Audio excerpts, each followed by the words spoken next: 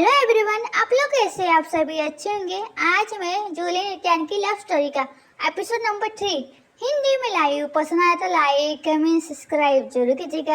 Okay दोस्तों, मैं story start करती हूँ। स्टोरी के लास्ट एपिसोड में ये देखा था कि जो जूलियन था ना, उसे नर्क लोक में भेज दिया गया था, जहाँ पे कुछ लोग मिलके जूलियन को परेशान कर रहे थे और यही बोल रहे थे कि वो वापस लौट के नहीं आएगा। पर जूलियन ने कहा नहीं, वो वापस आएगा। फिर क्या, जूलियन वेट करता गया पर इक्यान नहीं आया। फिर जूलियन के दिल में इक्यान के प्रति सिर्फ नफरत रह गई और फिर इसके बाद जूलियन बन गया वहाँ का डीमन लॉर्ड। फिर जूलियन के पास गार्ड आता है और बोलता है, आपने जिस तरह का हुलिया उस आदमी के बारे में बताया था, वैसे दिखने वाले आदमी को हमने पकड़ लिया है।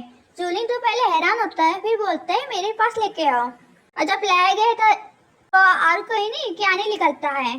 फिर जूलियन इक्यान के पास आता है, बोलता है तुम मेरी सेवा करने के लिए पैलेस में लाए गए। ओके दोस्तों, आज का एपिसोड शुरू करती हूँ। स्टोरी के स्टार्टिंग हम जूलियन और इक्यान को देखते हैं, जहाँ पे जूलियन ने अभी भी इक्यान को मुंह पकड़ा हुआ है। तो इक्यान बोलता है तो क्या? फिर जूलियन बोलता है तो क्या हुआ? फिर जूलियन ने गुस्से में इक्यान को जमीन पे पटक देता है, जिससे कारण हमारे इक्यान को दर्द देता है, बोलता है आउच। फिर जूलियन स्माइल करते हुए बोलता है बहुत अच्छे, मैंने आपको 10,000 साल से नहीं देखा है और आपका मुंह बहुत ही सख्त है। फिर जूलियन अपने पावर का यूज करता है, कोई हथियार निकालता है। इस हथियार का नाम है बोन स्पिरिट।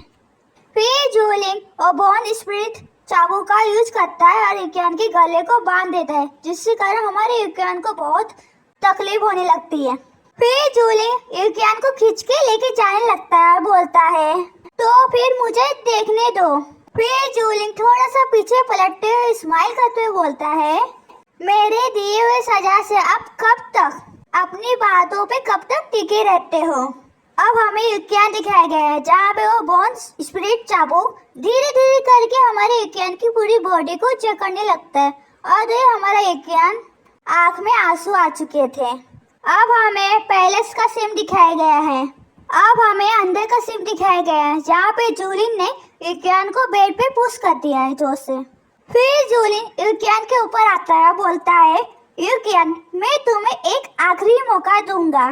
फिर वो स्माइल करते हुए आगे बोलता है यदि आप अभी मुझे स्पिरिट बॉल वापस कर देते हो तो मैं तुम्हें कम कष्ट पहुंचा सकता हूँ, मतलब कि कम तकलीफ दूंगा। फिर इक्यान अपना चेहरा दूसरी तरफ करते हुए खांसते हुए बोलता है अपना समय बर्बाद मत करो।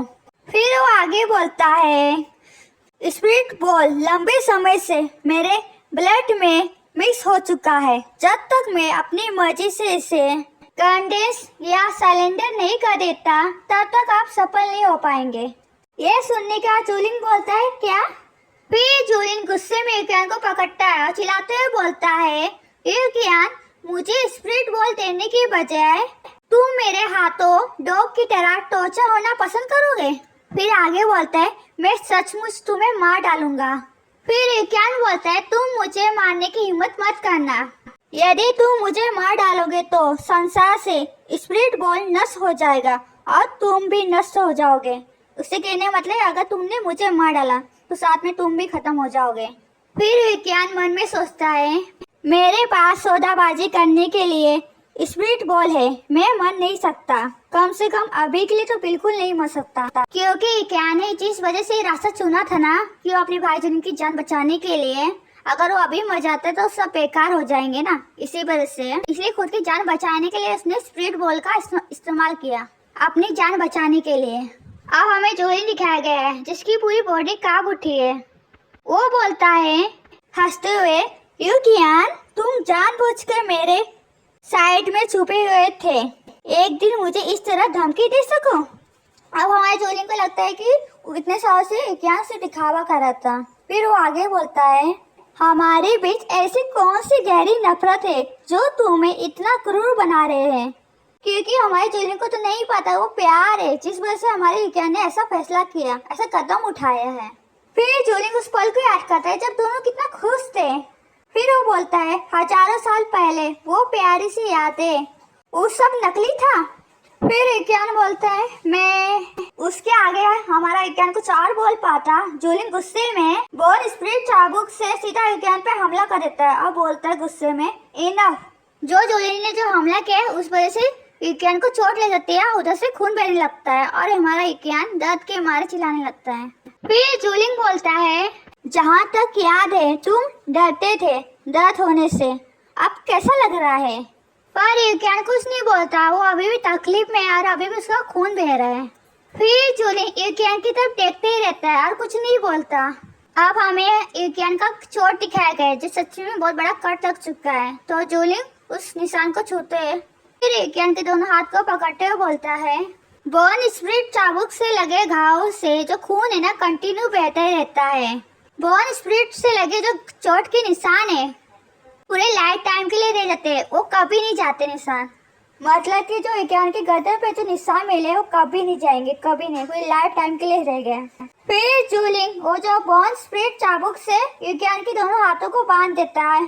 तो युकियान बोलता है, सॉरी दोस्तों, असल में जोलिन बोलता है, लेकिन इतनी छोटी सी सजा भी कम है तुम्हारे लिए, जो कि मुझे मिले 10,000 सालों में, उसी सामने ये भी कम है। फिर युकियान बोलता है, ये जोलिन तुम क्या कर रहे हो? फिर जोलिन सीधा युकियान को किस कर लेता है और ये हमारे युकियान की आंखों में सिर्फ आंसू ही रह जाते हैं और कुछ नहीं। फिर जोलिन युकियान से थोड़ा अलग होता है। फिर जोलिन युकियान का गला पकड़ लेता है और फिर आगे बोलता है, क्योंकि आपको तो लोगों के फीलिंग के साथ खेलना पसंद करते हैं। फिर वो आगे बोलता है, फिर मैं तुम्हें यह स्वाद चखूंगा कि किसी ऐसे व्यक्ति द्वारा कैद कर लिया जाए जिससे आप प्यार नहीं करते तो कैसा होता है, मतलब कि कैसा महसूस होता है। उदय युकियान रोते और चिल्लाते हुए बोलते हैं, नहीं। फिर युकियान अपना फेस दूसरी तरफ करते हुए बोलता है, दर्द हो रहा है, प्लीज जाने दो। फिर जोलिन स्माइल करते हुए बोलता है, अतीत में मैं सिर्फ इसीलिए कि मैं तुमसे प्यार करता था तो मैं तुम्हारे लिए ओबिडिंग था।